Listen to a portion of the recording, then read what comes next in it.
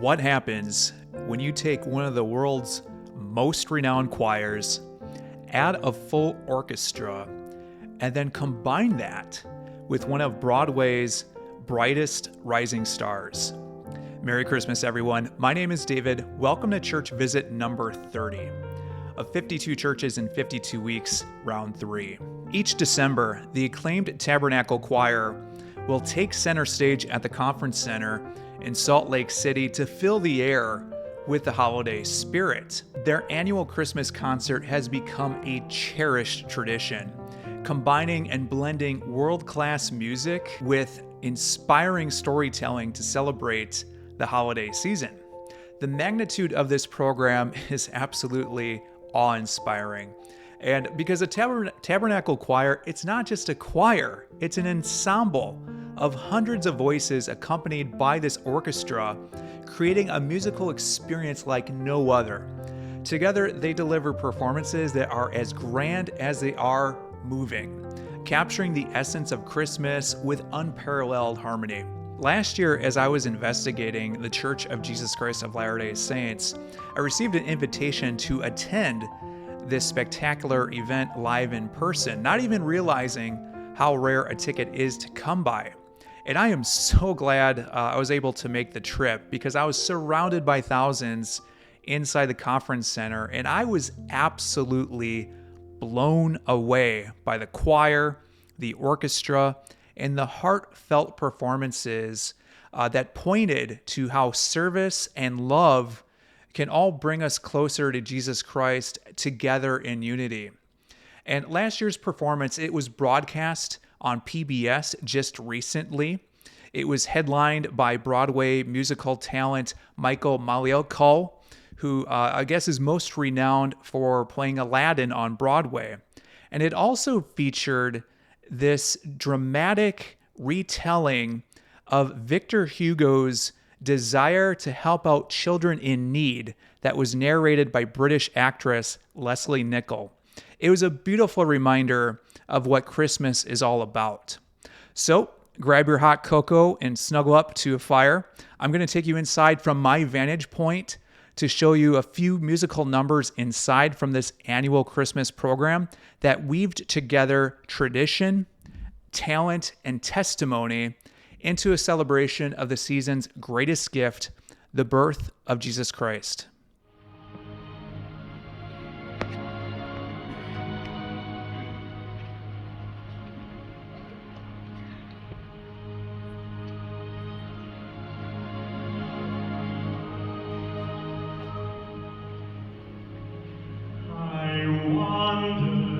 As I wander out under the sky, how Jesus the Savior did come for to die, for poor unread people like you and like I wonder as I wander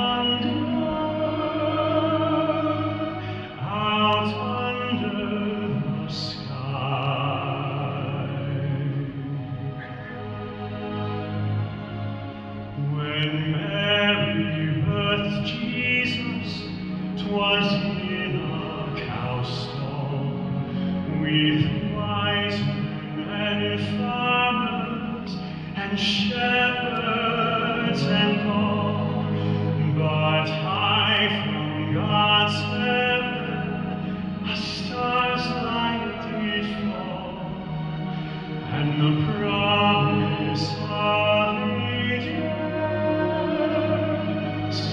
it then did recall.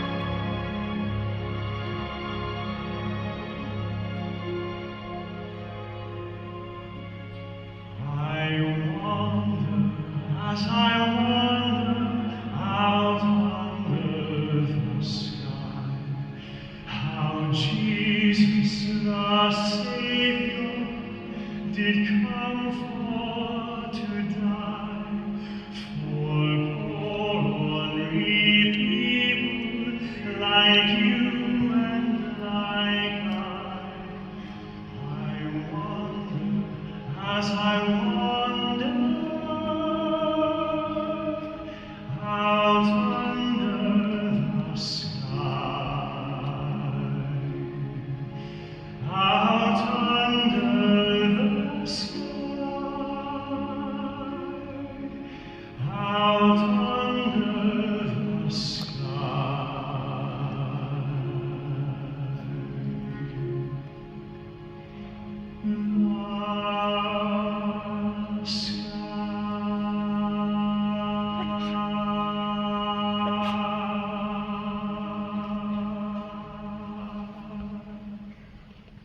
Witnessing everything from this night, I felt so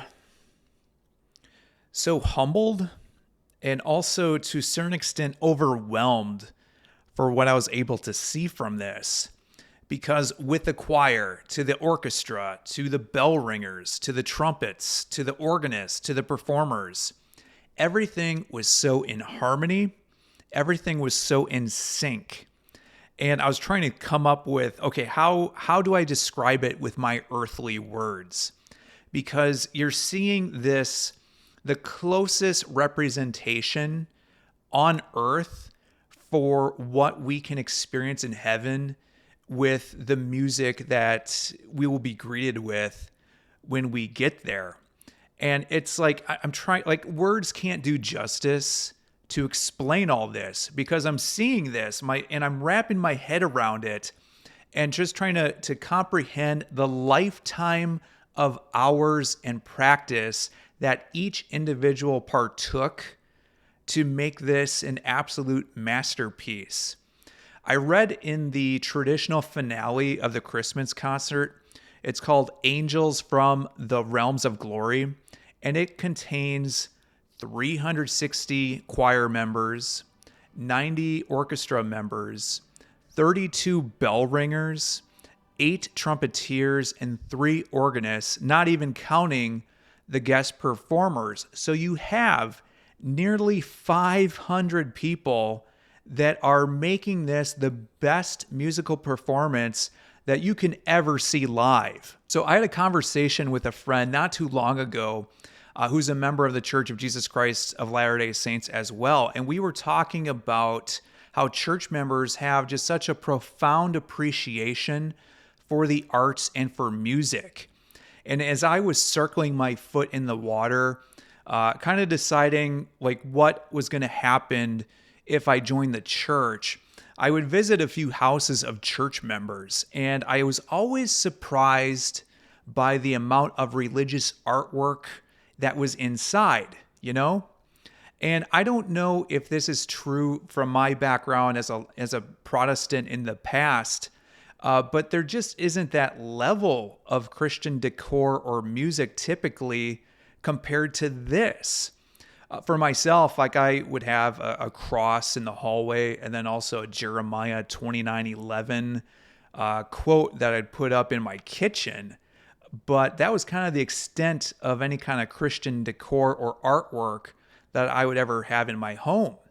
Here with the Church of Jesus Christ of Latter-day Saints, anywhere that I go, there's just so much more appreciation for artwork and for music, like the Tabernacle Choir, or more recently, the Millennial Choir and Orchestra.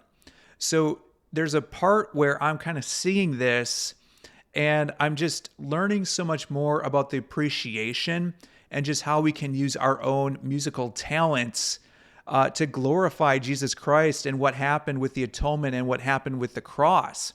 And I feel like with that, it echoed for this entire Christmas concert. It just echoed all over the conference center. The Christmas concert was about an hour and a half, and the first 50 minutes was devoted to these moving and stirring Christmas classics. So obviously you had the Tabernacle choir, the orchestra, you had some trumpeters coming out as well, and then obviously the headliner with Michael Maliakel. So he mentioned early on that some of his greatest Christmas memories were with his family. And now that he's married and they have a young daughter, they're doing the same thing, and obviously music will play a big role with that. So some of the classics that they performed was Joy to the World and Have Yourself a Merry Little Christmas. There also was Merry Christmas from Home Alone 2. The one that stood out the most to me was The Hunchback of Notre Dame's God Help the Outcasts. I had never heard of this before because I never read the novel, I never watched the Disney movie or anything like that. But it ended with, I ask for nothing, I can get by, but I know so many less lucky than I. Please help my people, the poor and downtrodden. I thought we were all the children of God. God, help the outcasts, children of God. This was all a segue into the next part of the concert. So Lesley Nicol, most known for her role in Downton Abbey, then narrated the inspiring story of Victor Hugo and his wife Adele. And they had these acts of compassion for downtrodden children in France. Now, when I was watching this live in person, I had no idea who Victor Hugo was. And I'm a little bit embarrassed to admit that because looking into him afterwards, you learn that he was one of France's most celebrated literary giants. And some of his timeless works include The Hunchback of Notre Dame. And I always get this wrong when pronouncing it, so please pardon my French. Les Miserables, or Les Mis, which basically translates in English to The Miserable Ones. So to see this on stage, it was fascinating because you see the stage unfolding as the story progresses. So the stage it was adorned with this European stone chateau, and it had this towering representation of the Hugo home. So you're seeing Lesley Nicol speak, and the actors are just bringing to life everything on stage. It's like you're seeing Victor Hugo's family and his life and his work and his maid, Mrs. 60. And they're all coming together, and you're just finding yourself just rooting and just getting in the story so well. Not only that, but then you also had the conference center's organ pipes way up top. And you're seeing that move with the story, just creating this dynamic and immersive experience. So with Victor Hugo, you hear this narration. And one of the interesting things early on is he entered into this Academy's poem contest. And he didn't win, but he got an honorable mention. And eventually it was revealed that he was 15 years old. So a lot of the academics refused to believe that someone so young could have written something so profound. So over time, by the age of 20, he marries his sweetheart Adele, and they have 5 children in 7 years, though unfortunately, one passed away. And through this process, you learn that Victor Hugo, children just hold a special place in his heart. And they go over some of the things that he sends to his kids, what he wrote to them. And it's like, this guy may have been the greatest dad ever. Like, if you have that mug with world's #1 dad, it's like Victor Hugo deserved that. So the biggest thing that they wanted to reinforce was that Victor Hugo believed that children were a gift from God. So there's one story that they mention where Adele is walking the streets and she comes across 2 orphans. Both couldn't have been over the age of 5. And they don't have any shoes. They don't have any jacket. They're freezing. This impacts Adele significantly. She is deeply moved. And she began to find some type of way, beginning some efforts to try and create some kind of daycare in France to be able to house these orphans so no one would have to go through what she saw with those two young children. Eventually, she brought in Victor to be a part of these efforts to give some healing, to give some love to these young children. There's one scene when an excited Victor shows some research to Adele that mentions regular meals, including meat, may help prevent childhood disease. And when they learn that, both the Hugos decide to go all in and start hosting dinner parties for children in need. So it started off with 8 children and their mothers, soon ballooned to 40 children. And for Christmas, they'd have decorated trees, gifts, and all the children would eat well. But the biggest thing was that they were showing their love. And as a result, it just showed this level of commitment that both the Hugos had for the downtrodden, because they would dedicate about a third of their household budget for these dinner parties.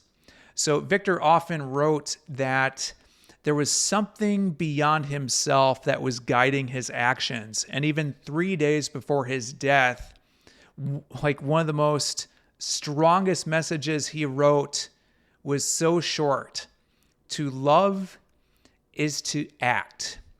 So with that sentiment, Lesley Nicol mentioned that like all of Victor's work, there was this golden thread throughout where his efforts weren't seen as charity to him, but they were acts of brotherhood. So then there was this scene where all the children congregated around this manger, and there's this light beaming out of it. And it was mentioned that Victor had hoped that all the children that came around his table, they ate well. And like shepherds at the manger, they found that there was room for everyone. So Lesley Nicol ended it with this type of message: the courage to act comes from the light of the manger, the child born unto all of us. As we are filled with his love, we see each other as brothers and sisters. In loving, serving, and embracing God's family, we discover the greatest Christmas gift of all: to see in one another the face of the Holy Child, even the face of God. Before we wrap up this video, if you've been following along with this third round of 52 churches in 52 weeks, you'll know something close to my heart for this round has been the fundraiser that we're doing for St. Jude Children's Research Hospital. Like Victor Hugo and Adele, they were seeing just these children that were suffering and just needed an extra boost. And with this channel, like I don't want to just be visiting churches or getting into theological debates or anything like that. How can we act in love for our neighbors, especially for those that are going through some of the most catastrophic times of their lives? Right now, we're very close to hitting $22,000. Our goal is to be at $52,000 by the 52nd and final church. So $5, $2, $52, whatever works. It's much appreciated. You're making a huge impact. So thank you very much for all the support. Hope you enjoyed this look into the Christmas concert with the Tabernacle Choir. Obviously, with this video, I have a little bit of a different setup. I'm playing around with a couple different ideas for how to tweak this. You'll have to let me know in the comments below if you like it or if you have any ideas for any type of improvements. With it being December and January, I just didn't really feel like recording in 10-degree weather right now. So we're going to change it up just a little bit here and see how it works. As always, make sure to like, subscribe, comment. That always helps the YouTube algorithm. But until next time, hope you have a Merry Christmas.